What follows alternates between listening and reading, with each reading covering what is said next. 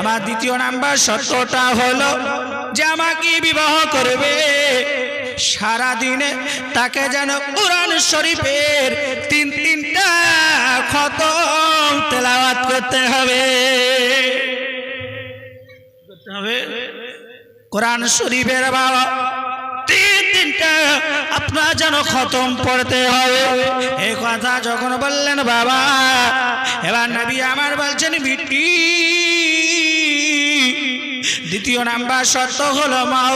এবার তৃতীয় নাম্বার শর্তটা বলো।